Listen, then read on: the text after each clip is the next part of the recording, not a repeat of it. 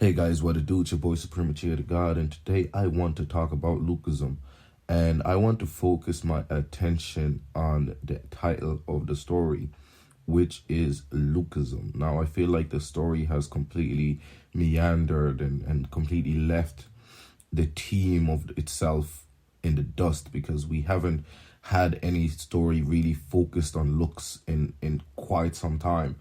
And I think, one of the things I don't like currently, and I'm loving the story, I'm enjoying the story, I'm enjoying what's happening, but one of the things that's disappointing is Fat Daniel no longer being ugly.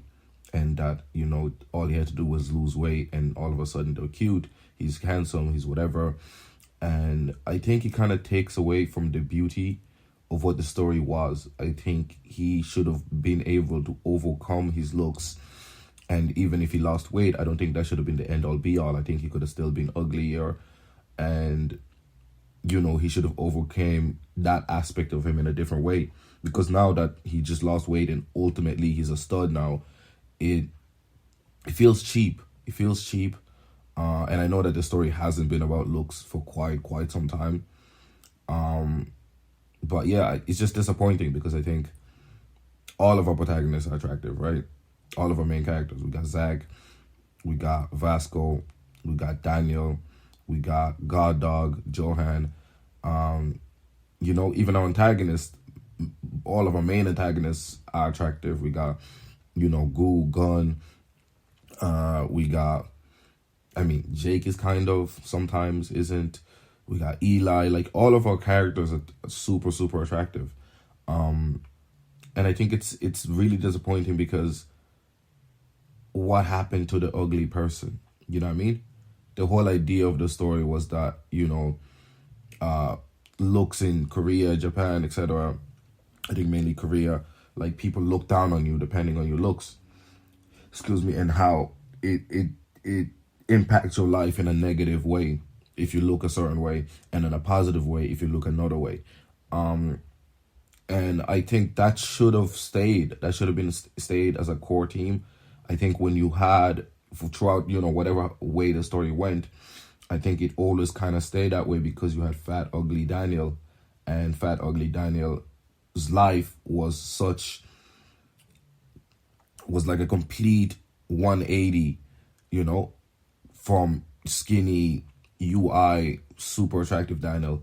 And I think that's what made the story really, I think, at its peak, at its best. Like, yeah, I'm enjoying what we are and the hype and stuff like that. But I think when we're talking about just narrative, I think the story was way more powerful and way more potent and way more impactful when you had these, both sides. And I think the story, I think, hit home more. I like Lookism used to almost make me cry back in the days. I haven't felt emotionally impacted in Lookism for quite some time. You know what I'm saying? And I think that, I think if Fat Daniel, like, I think him losing weight is fine. I think that's a self-improvement thing. And I think that's good for his character arc. But I think him losing weight being the problem to all his issues is, it feels disingenuous. It doesn't feel genuine. It doesn't feel impactful. It doesn't feel true to what the story set out to do. You know what I'm saying? And I know it sounds crazy. Like, you're not the author. How would you know what the story set out to do?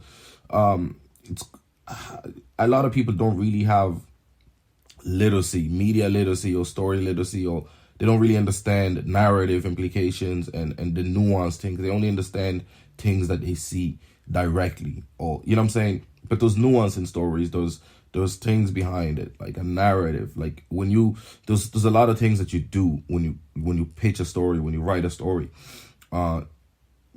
Like, if you were to summarize Lookism, the first 100 chapters, you would mention that looks are important, right? And that literally the author himself said that that's why he wrote the story, because he really felt that, like, looks impacted people so much, and he thought it is a terrible thing that's happening in Korea, and he wanted to raise awareness on it, right? But all of your fucking characters are attractive. You know what I'm saying? Jace has big ears. That's about it, right? but Jace is barely in the story, right? Tom is like 45, like nobody cares. You know what I'm saying? All of your young characters, all of them look way too good. Vin, whatever, everybody looks way too good. And it's like, I don't know, it's just disappointing. You know what I'm saying? That's the thing that disappoints me right there. Is I think even if Daniel lost weight, I think he should have remained ugly, because I think it's imperative for his character and him as a person, because he's somebody that knows what it's like to be treated badly, A, for being fat, and B, for not looking good.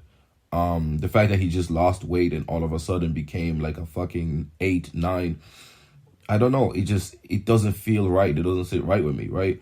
I think they could have made him still not look as K-pop as they did, because I think that was the point of his other body, right? Now he's really strong, and he's fit, and he looks almost as good as his other body. So it's almost like, what's the point? You know what I mean? I don't know. I don't know if you guys are getting me, but I think that, narratively speaking, I think Lookism has lost its own team. It's lost its own story, to be honest. Like, the second body thing was a nice mystery and it was a cool thing, but the main focus of the story was always how people treat you different. That was the point of the two bodies, right? People treat him differently when he looks good versus when he doesn't look good, right? That's kind of where I think more than likely the author came up with the idea of having two bodies, so that our protagonist can experience both sides of the world and navigate through these two different worlds, through these two different lenses, right? And yet here we are now, and our protagonist is super handsome, super successful, super whatever, like, you know what I mean? Obviously he still has problems and da da da da da da da, but it's almost like there's nothing, I don't know, the meaningfulness of it is taken out of it, of Lookism, right?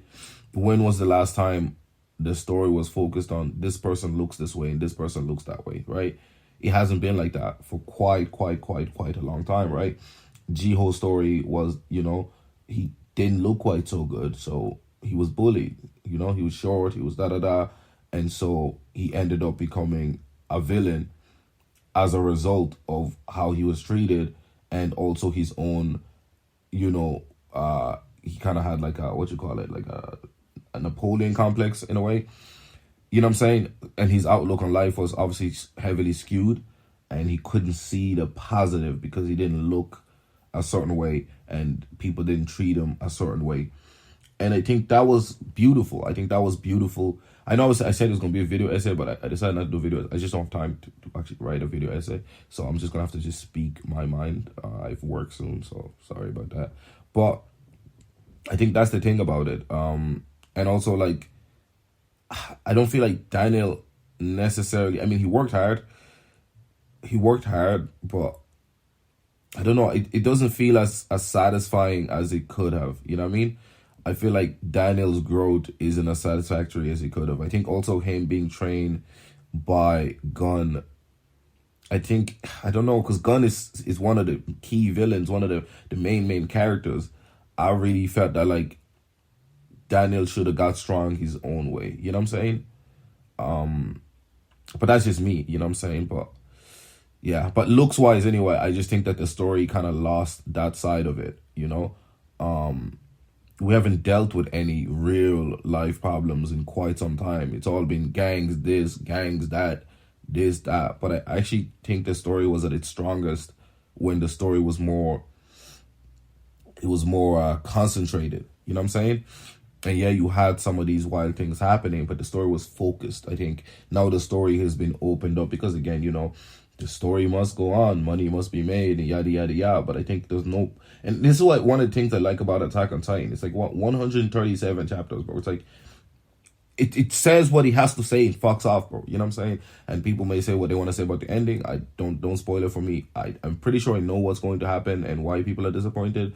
And I'll do a video on that once the season finale comes out later this year. I think it's February maybe that comes out. But once that comes out, I will do a full video essay, like maybe an hour video explaining why people are wrong. But I think sometimes a story doesn't need to keep going, because he's also working on viral hit and other stuff, and I know that they're building a universe of these characters, kind of like Doko. I don't know if anybody has read Doko. The first Doko is very, very good.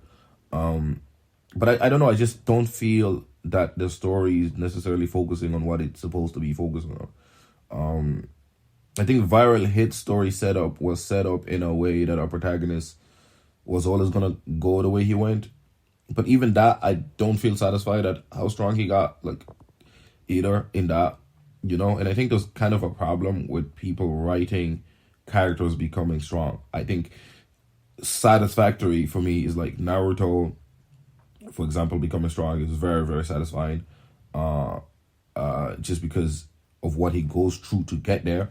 I think there are moments when he because he was always relying on the nine tails, and then when he himself became strong, he still wasn't strong enough and needed the nine tails. That's what I really like. And then at the end, he still needs the nine tails. I like that, because you feel like, oh, okay, now he's friends with this thing that nobody could tame, and boom, he's strong or whatever. I don't know. I just don't. Excuse me. I just don't feel like the story stayed as focused as it could have. I love Lookism. That's why I do videos on it. I still enjoy the story and how crazy it is. But I think it's important to remember what the story was supposed to be about. You know what I mean? We literally have no ugly character in the main cast. Like, none at all. What the only person that's like, really relevant and is quote unquote ugly is what's the big ass dude from Jake's team called again, bro? Jake and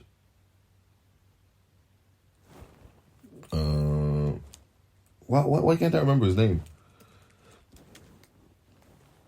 And his shield, Jake Shield, bro. What I can remember everything, but